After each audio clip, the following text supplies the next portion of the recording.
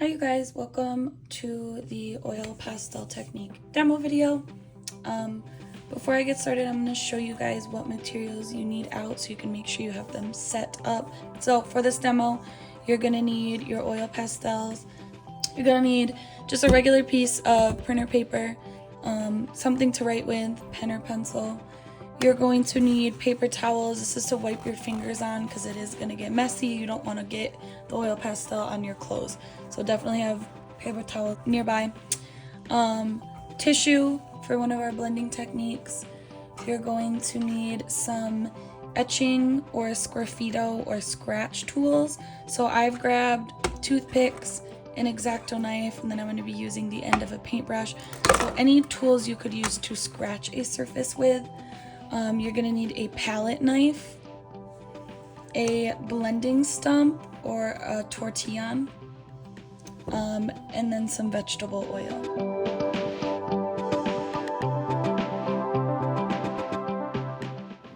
So for this next part, we need to split the paper up into 16 even sections. So I'm going in and I'm just going to fold my paper one way, and then I'm going to fold that half in half again. So that when I unfold my paper, I have 4 rows or 4 columns. And then I'm using my pencil just to section off these rows a little bit darker so I can see where I'm working. And then I'm going to go and fold the opposite way as well. So I'm folding my paper in half the opposite way, folding that in half again, and then I'm going to unfold and retrace over those lines that I just made so that I'm left with 16 even rectangles. After that, you can go ahead and write your name and hour on the back or in the first space on the front page. So go ahead and label your first open section as drawing, and then you can choose an oil pastel color or multiple colors, and I just want you to practice drawing with the oil pastel just to get a feel for the material. You can draw whatever you want.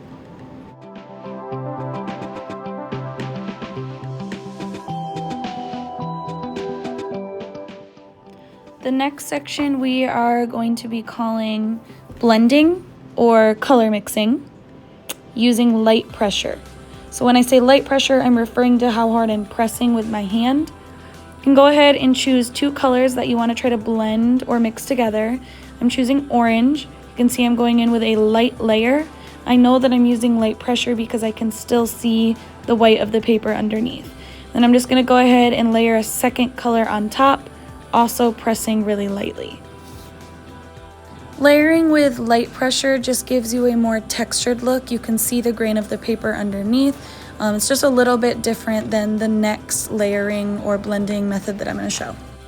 We're going to do this same exact thing, except this time using heavy pressure. So I'm practicing blending or color mixing,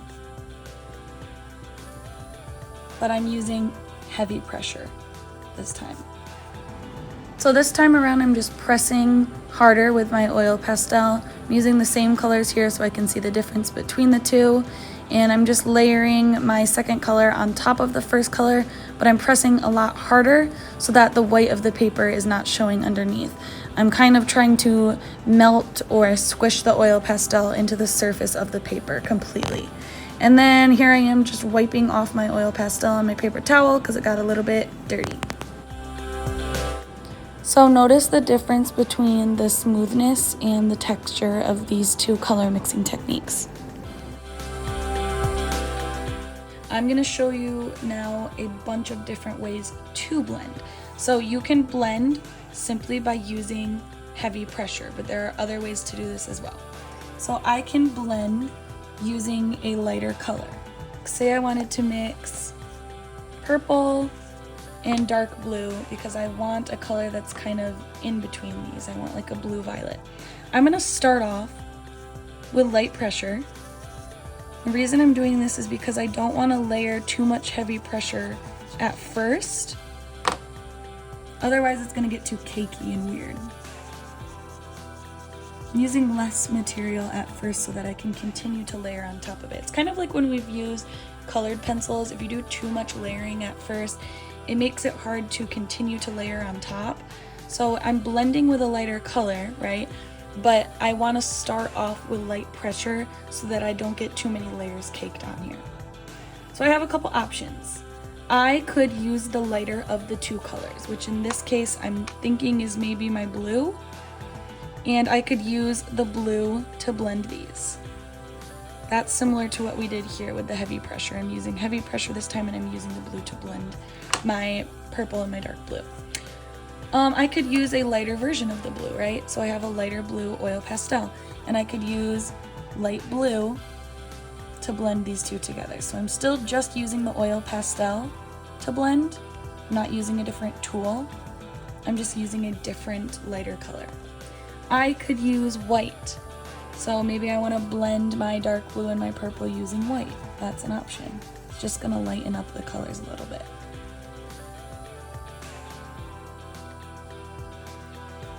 Wipe this off. And then another option would be just to use another similar light color. So I have this like cream color that won't be as light as the white, but it is a lighter color that I can use to blend. Similarly, if I had like a light purple, I could use a light purple to blend, kind of like I did with the light blue. So I'm just looking for lighter colors and seeing how the blending works. Going in with this heavy pressure, using it to mix or melt the colors into each other. Another blending technique that I'm going to show is using a finger to blend. So I'm going to go back to my purple and blue example here, and I'm going to draw with purple first, blue on top, and then I want to blend these together. So I'm just going to use my finger. Just kind of going in a circular motion and mixing or blending these two colors together using my finger.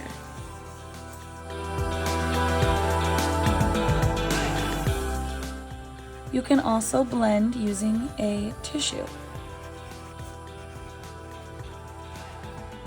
So same thing, starting with my purple first, layering blue on top,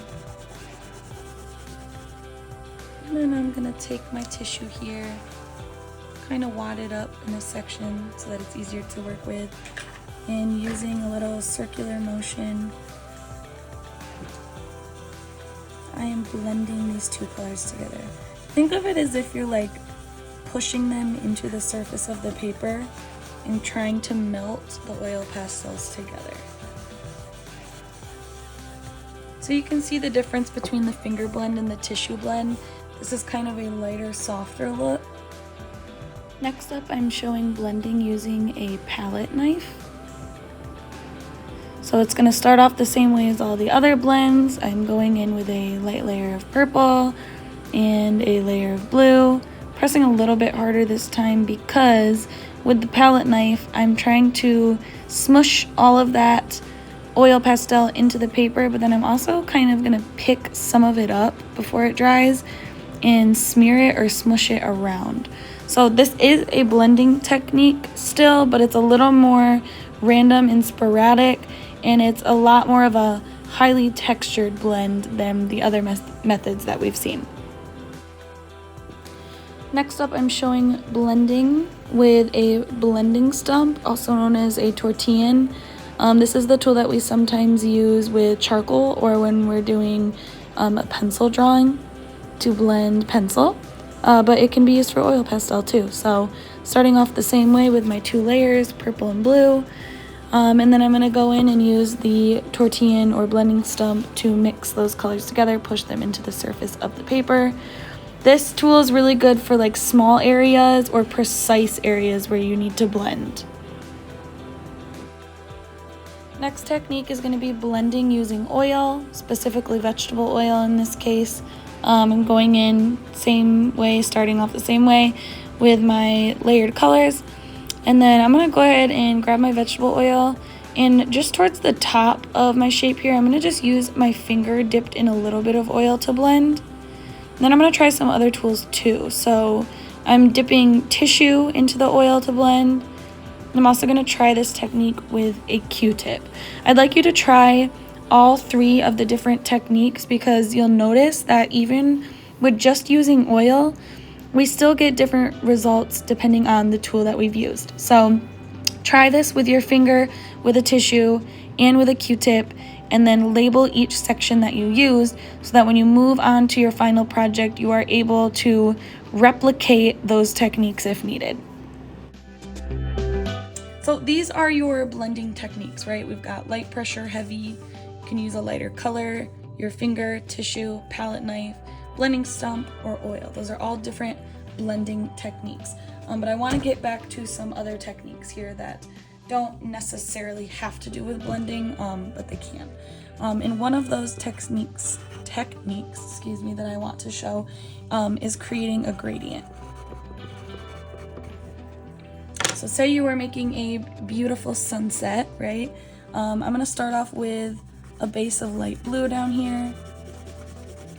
And I'm doing light pressure because I want to be able to overlap and have these blend smoothly. So I'm using light pressure at first, right? And I'm gonna have my blue kind of blend into a pink. So in certain areas, the blue and the pink are going to overlap. But then I'm gonna give pink its own space. And I'm still using light pressure, and then I want this pink to maybe blend into a red. So I'm giving the pink its own space still, but I'm also gonna have that pink overlap with the red, and then the red gets its own space. And then maybe I wanna take it even further and I want that red to blend into an orange. I'm gonna overlap the orange a little bit and then start to give the orange its own space.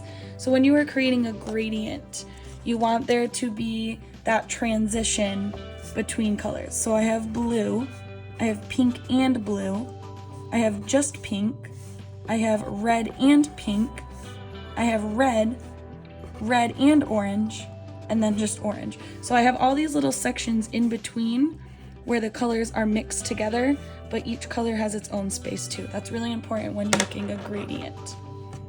And then you can use any of the blending techniques that we just went over to blend this together, right?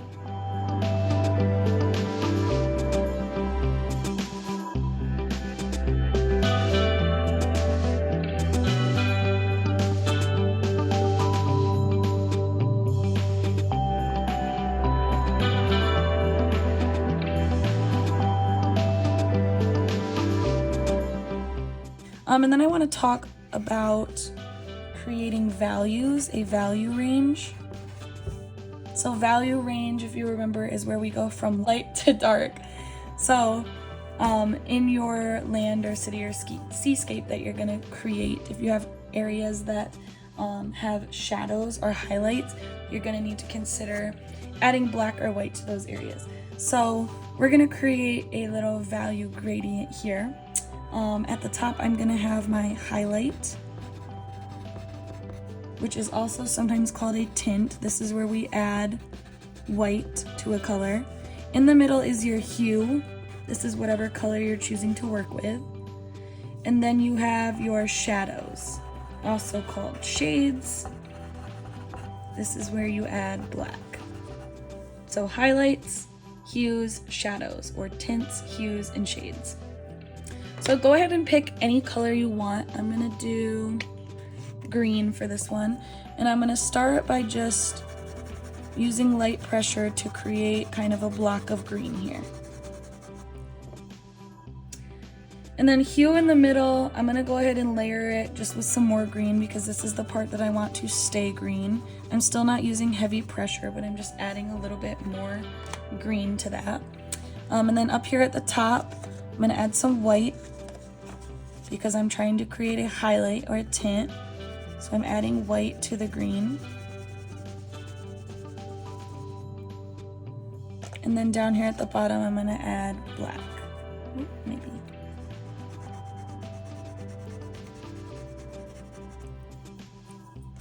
And then once again, I'm gonna choose one of our blending techniques. Use oil with a Q-tip this time. And I am using the blending technique to mix the colors together.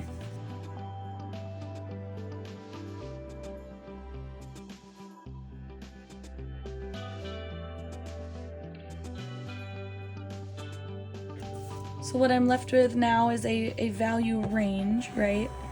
That goes from light green or a tint of green to regular green to a shade of green, so green with black. And now I want to show a few texture techniques. So really good for showing texture in buildings or water or leaves or grass or any textures that you might have in your work. So for number 12 here, I'm going to show scumbling. And what scumbling is basically the layering of colors through scribbling. So say I was making a tree. I don't want to use just green for the leaves, right? Because it's more than just solid green. I'm going to mix these colors and create textures through scumbling. So scumbling, think of it kind of like scribbling in controlled circles. And I'm going to mix colors. So I've just used dark green. I'm going to go in with some light green also.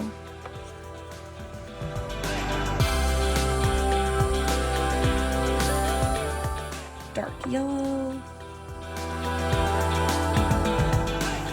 Light yellow also. Maybe I'll even go in with some brown in certain sections.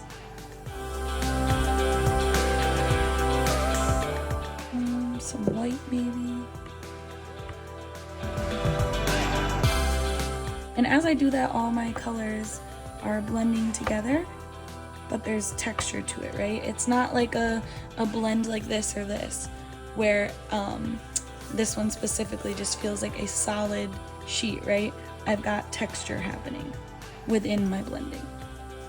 And then we always do black very last, so if I wanted this to be even darker, I would wait until all my scumbling was done, and then I would go in with black last. So that is scumbling. The next texture technique that I'm going to show is stippling. This is a series of little dots or teeny tiny lines all in a section to create a textured area. So this would be good for like a field of flowers, a night sky full of stars, lights in the distance, pebbles, and so on.